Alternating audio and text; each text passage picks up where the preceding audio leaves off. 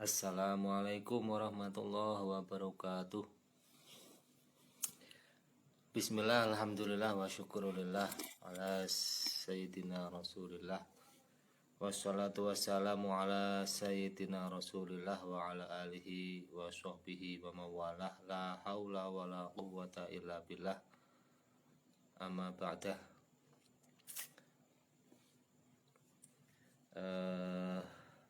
Untuk saudara-saudaraku sebangsa setanah air, dari Sabang sampai Merauke, dari Miangas sampai Pulau Rote, dan juga saudara-saudaraku seperjuangan PWI Laskar Sabilillah 1 Komando Gus Abbas, ngir ora minggir tabrak.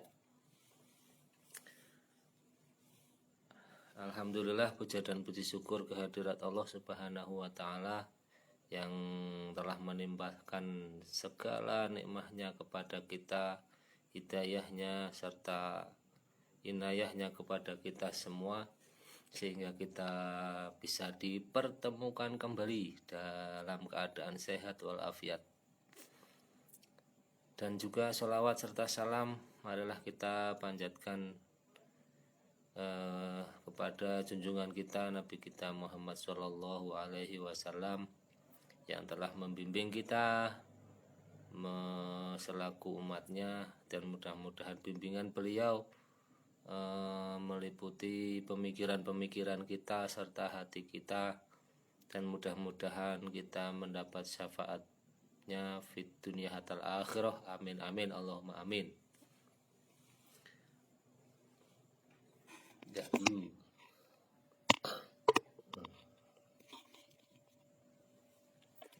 Udah, ya.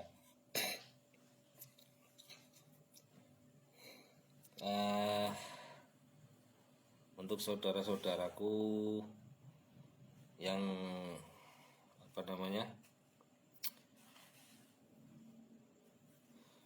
yang masih menjalankan rutinan membaca rotib apapun, terus maulid simtud-duror, terus maulid dia ulame, ini sudahlah, hentikan, ganti semua, itu bukan ajaran NU ya. Kalau kita bahas amaliyah NU itu bukan termasuk amaliyah Ahlus Sunnah wal Jamaah An-Nahdiyah. Nah, begitu ya. Nah, terus itu amalan apa jika menjalankan rotib, mengamalkan rotib karangan Ba'alwi, terus maulid karangan Ba'alwi, itu namanya Ahlus Sunnah wal Jamaah Al-Ba'alwiyah. Paham ya? Terus membaca kitab-kitab karangan Ba'alwi juga sama saja, Risalatul Mu'awanah, terus masih banyak lagi. Contohnya itu berarti menganut Ahlus Sunnah wal Jamaah Al-Ba'alwiyah. Itu saja, jangan repot-repot. Maksud saya begini, kita itu masih yang sering mengaku sebagai Nahdiyin atau orang NU, ini kita harus benar-benar mencermati bahwasanya amaliyah apakah di NU, amaliyah apa yang bisa dijalankan oleh Nahdiyin. Kalau di Pekalongan itu rotib itu mulai gencar era tahun 2000-an. 2000 itu belum musim, itu belum ada pembacaan rotib. Mungkin ada di tempat habaib. Sorry, ini masih keadaan gak enak badan, pilek, batuk. Itu kalau di tempat habaib ya banyak itu yang mengamalkan. Terus merekrut di kampung-kampung para ustadz alumni pondok pesantren. situ ya. Dan biasanya sekarang disosialisasikan oleh Majelis Rasulullah, itu organisasi.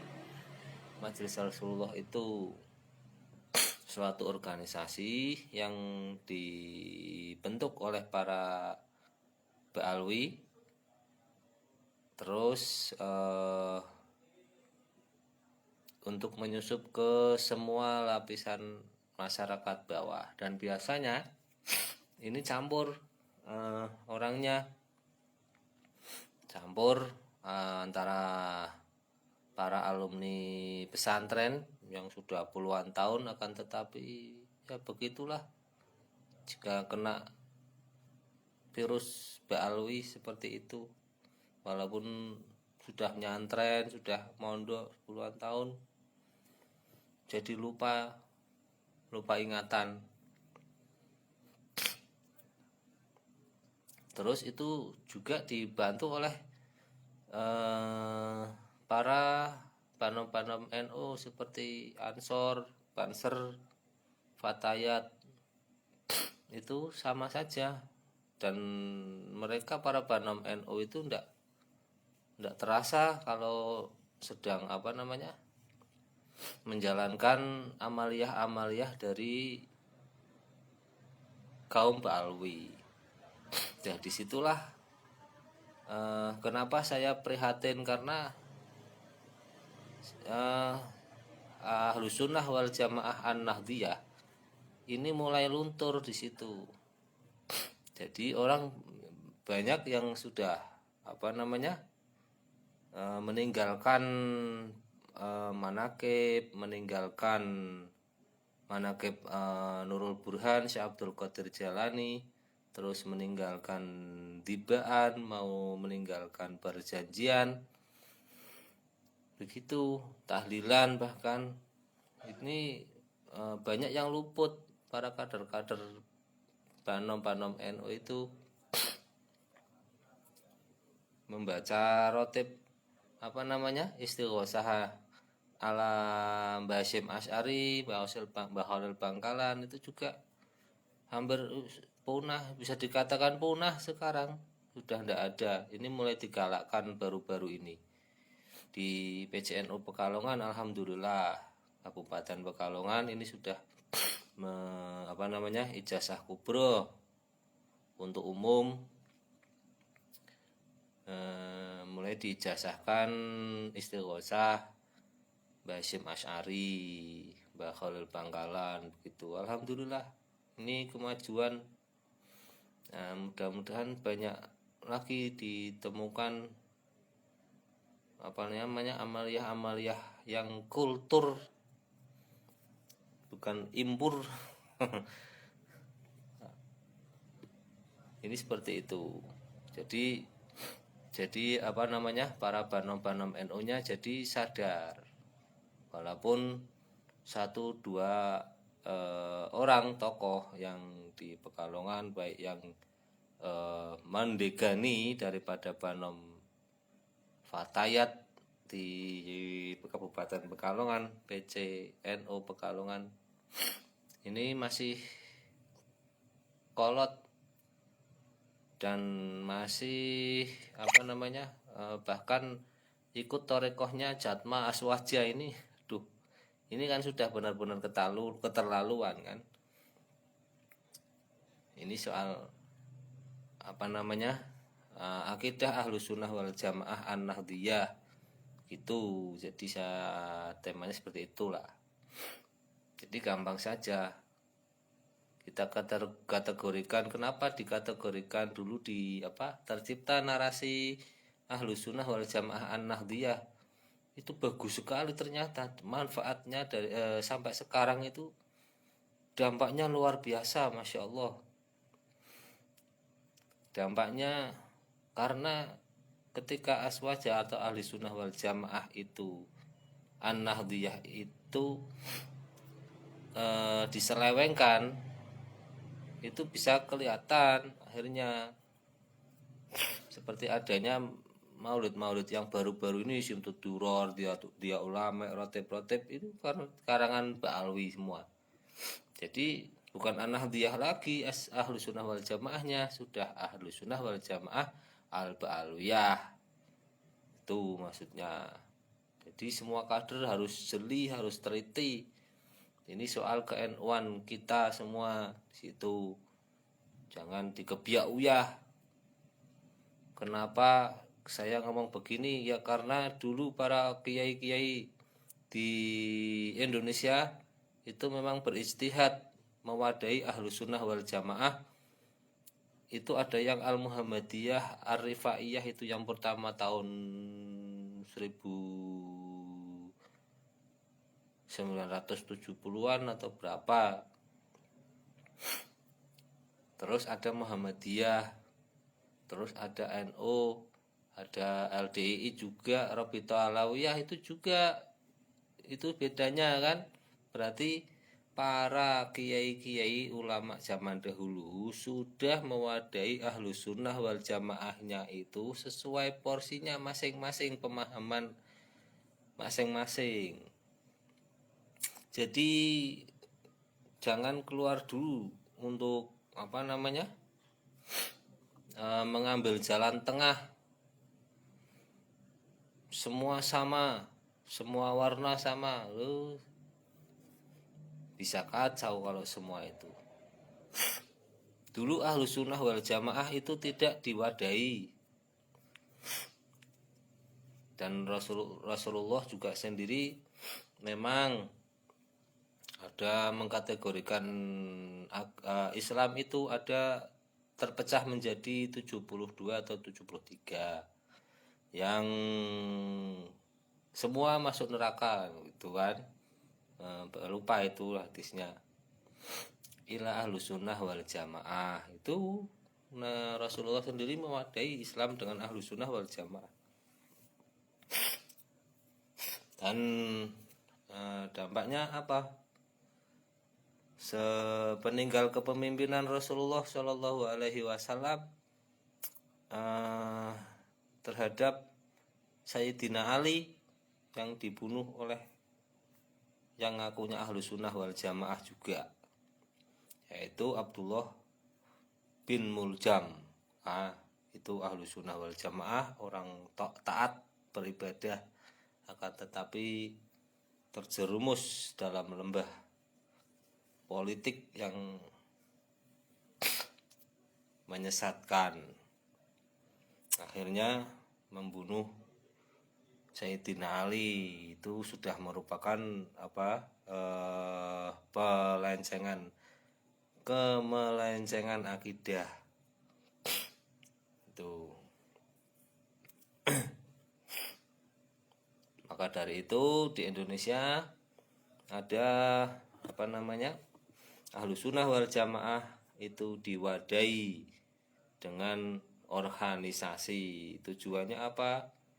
Ya dari masing-masing punya tujuan. Kalau di Nahdliyah itu ada tambahan hubbul watan minal iman atau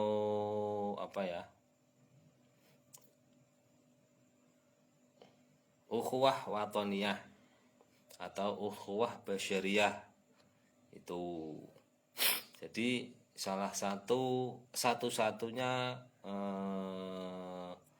organisasi yang mewadai Ahlus Sunnah wal Jamaah yang mempunyai nasionalisme, yang mempunyai cinta terhadap tanah kelahiran dan tanah bangsa dan negara ini, karena memperhatikan bangsa dan negara ini. Itu dibuktikan oleh pendirinya Nahdlatul Ulama, yaitu Mbah Hasyim Asy'ari, yang telah meriabahi daripada asas atas bangsa ini, bangsa dan negara ini dengan Pancasila, bukan Islam ya, Pancasila. Nah itu zaman dulu kalau saya membaca ceritanya itu memang semenjak ditetapkan Pancasila sebagai asas negara NKRI, itu memang banyak kontroversinya, terutama dari yang lembaga-lembaga Islam seperti Masyumi sendiri, LDII, banyak itu yang kontra, dan termasuk Mbak Alwi itu sendiri, Robito Alawiyah.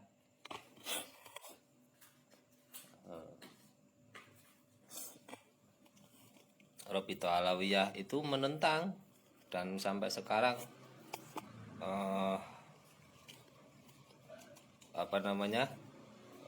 menerjemahkan, sampai sekarang menerjemahkan sila pertama, yaitu ketuhanan yang Maha Esa itu ya harus Islam, katanya seperti itu. Itu Allah yang tidak sepakat lah ala khilafah, pemahaman khilafah, ala khilafah seperti itu.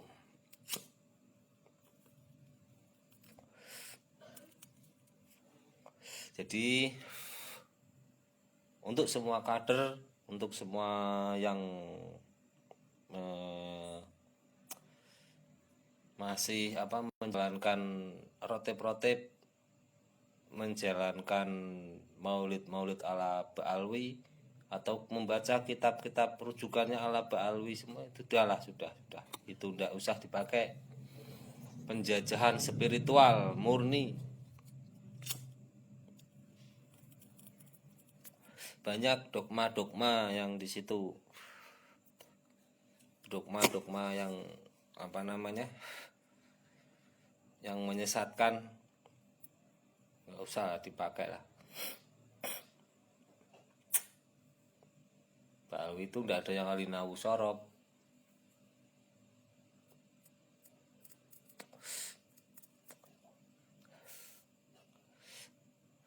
Membaca Quran saja tidak ada yang becus.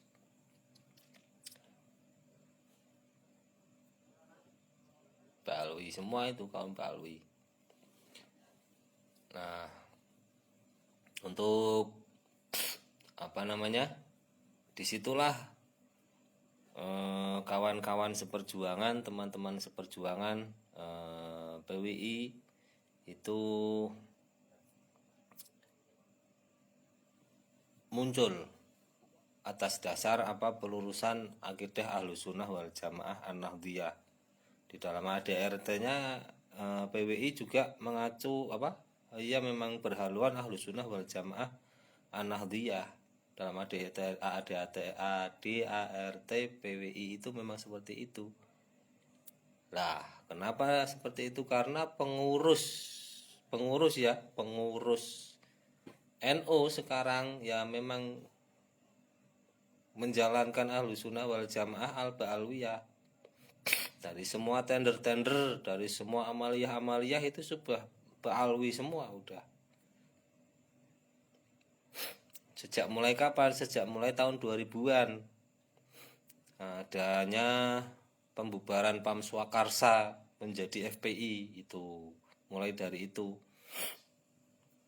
Ternyata penelitian saya seperti itu.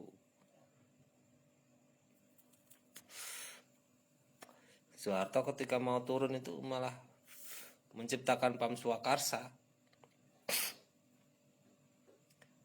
Ya, terlepas dari diangkatnya Soeharto menjadi pahlawan, itu berarti kalau Soeharto jadi pahlawan, semua aktivis reformasi itu penjahat itu. Penjahat negara secara otomatis.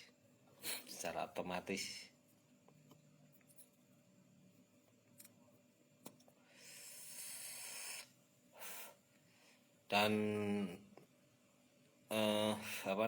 di PWI itu memang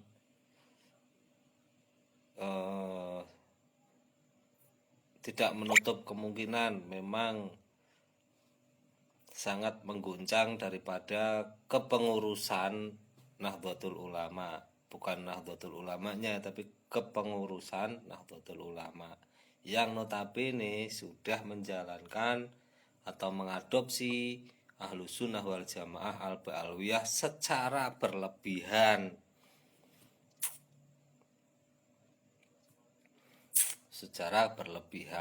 Dari semua kebijakan-kebijakan, bahkan sampai sudah masuk ke kalangan pesantren-pesantren, sudah tahu pribumi itu akan menginduk kepada pesantren-pesantren sepuh.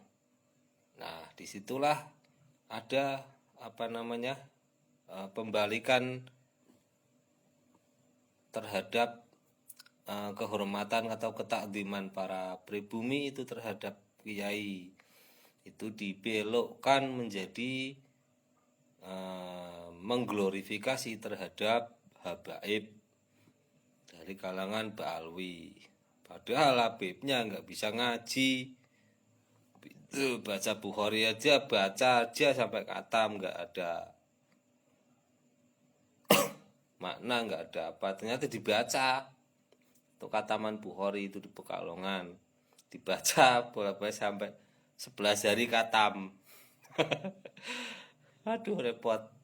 Pondok pesantren yo makan waktu setahun 2 tahun Sahih Bukhari, membaca Sahih Bukhari, ternyata 11 hari khatam. Tuh. Aduh.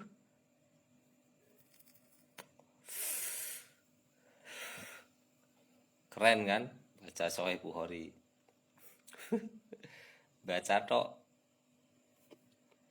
Terus yang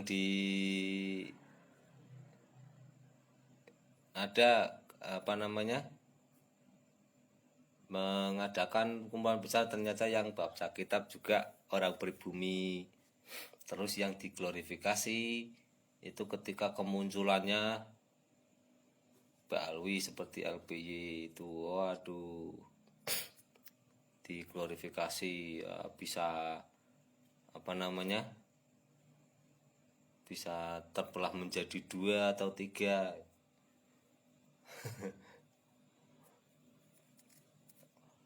Bisa menjadi 2, bisa menjadi 3. Udahlah begitu acaranya, menang glorifikasinya berlebihan seperti itu. Bukan menonjolkan keilmuannya, akan tetapi glorifikasinya yang terlalu berlebihan.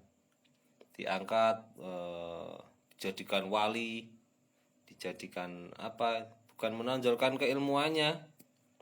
Semuanya kan Ba'alwi, tidak ada yang menonjolkan keilmuannya.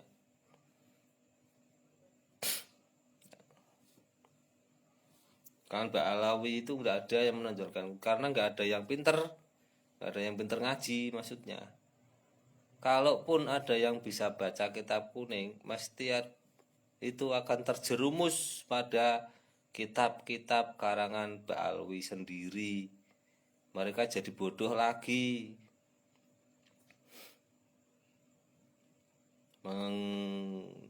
menceritakan tentang karomah-karomah, udah seperti itu, kayak film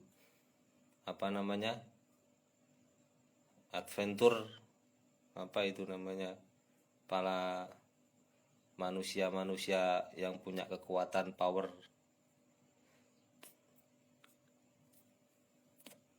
seperti X-Men, seperti itulah persis kitab-kitabnya, seperti komik.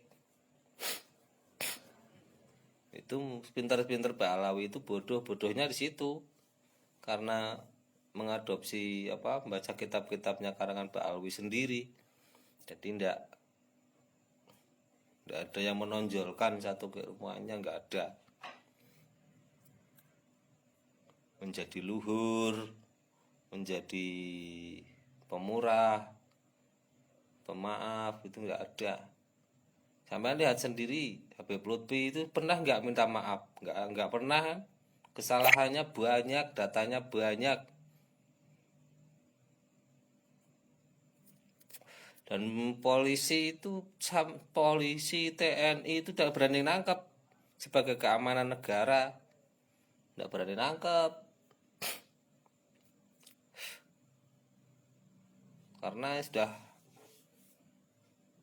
kritis ini negara ini sudah kritis dengan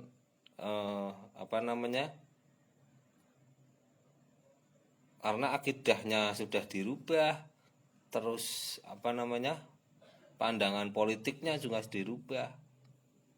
Berapa banyak sekarang lembaga-lembaga yayasan yang mengacu ke Lutfi bin Yahya, itu tidak bakalan lepas orang-orang seperti itu, karena nikmat ketika dapat mengajukan proposal itu direkomendasi Lutfi bin Yahya bisa cair banyak. Seperti itu banyak itu lembaga-lembaga yayasan, perkumpulan, apalagi itu tidak bakalan lepas. Nah, orang-orang seperti itu ini dikasih apapun, dalil apapun, dikasih bukti-bukti otentik pun masih tidak bakalan berubah, karena mindsetnya mindsetnya sudah cuan. Berbeda. Yang saya bahas adalah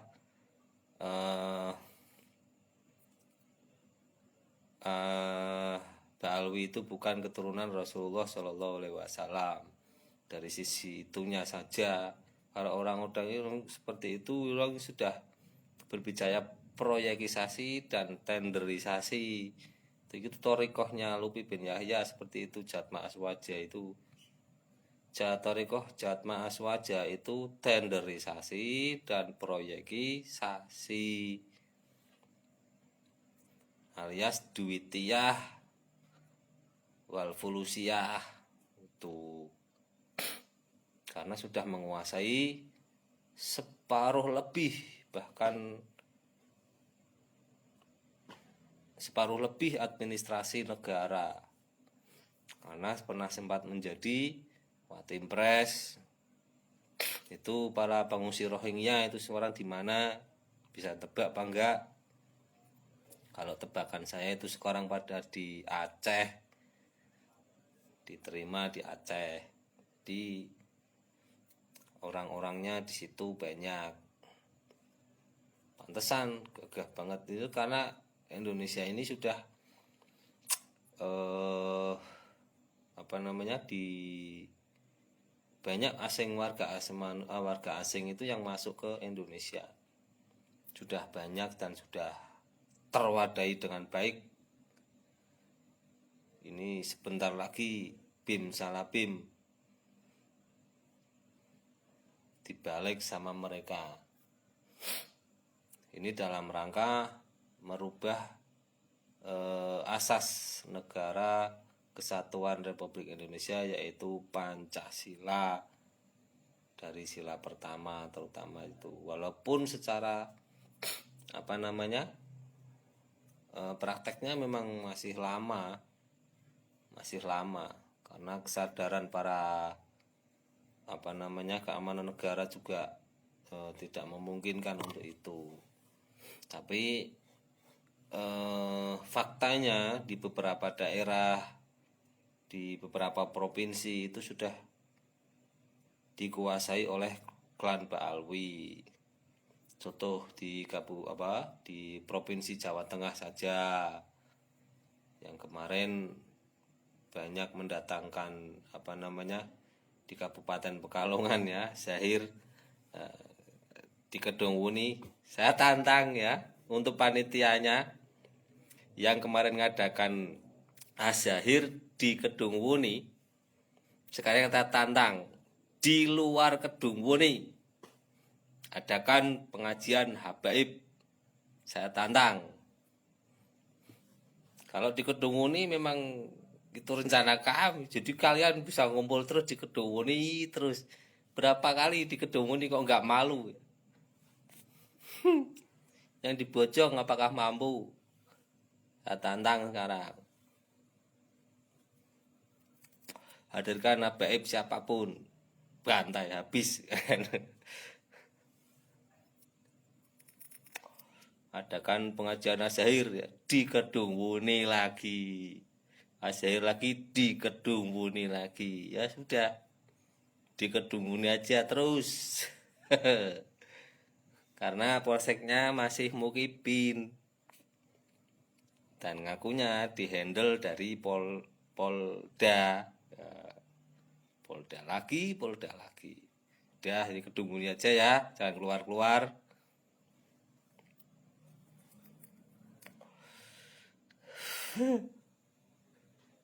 Kirain apa? Dikira sukses besar apa ngadain seperti itu di Kedung Wuni. Enggak.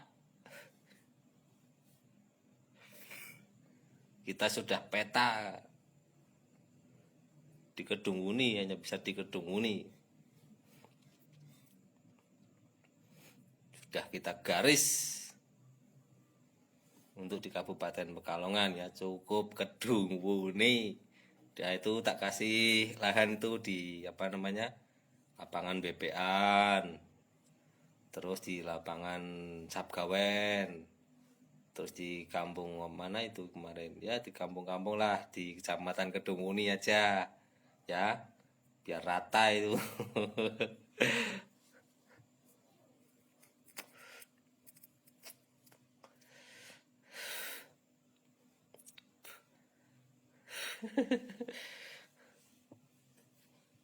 Dikira sukses besar, kita sudah tahu skemanya.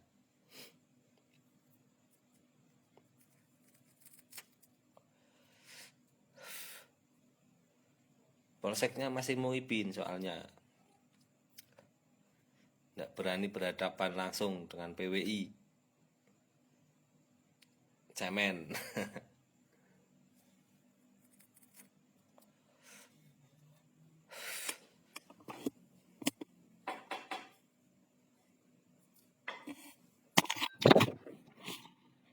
Aduh, jatuh ya.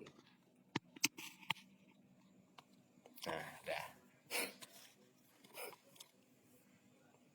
Itu kembali lagi ya ke pergerakan apa namanya, Majelis Rasulullah. Itu organisasi yang terafiliasi ke Rabithah Alawiyah. Itu jadi jangan itu masuk ke kampung-kampung sampai ke puncak-puncak gunung Majelis Rasulullah, dan bahkan sudah turun ke ranting-ranting. Dan pengurus-pengurus NU-nya juga diam karena masih apa namanya, terbuai dengan adanya kegiatan yang sepertinya baik, bagus, itu ternyata madharatnya besar sekali. Madharatnya apa? Berarti untuk akidah Ahlussunnah wal Jamaah Nadhiyah sendiri, terus untuk bangsa dan negara itu juga berbahaya. Sejak adanya Majelis Rasulullah ini, kiai-kiai, ustadz-ustadz kampung yang mondok puluhan tahun ini malah nggak kelihatan, sudah nggak bakal kelihatan, nggak bakal muncul, kalah sama apa namanya, para mukibinnya. Karena mukibin itu tidak menjunjung ilmu, mukibin itu tidak menjunjung ilmu, tidak menakdimi ilmu, tidak. Mukibin itu menjunjung sosok yang dari klan Ba'alwi, sudah itu. Habib dipanggil Habib, terus Habib itu turunan Nabi, turunan dari mana? Tidak ada turunan, tidak ada tanjaan.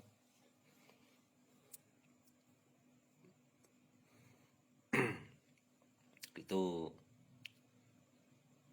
ya, saya kira ya walaupun sedikit, mudah-mudahan paham lah.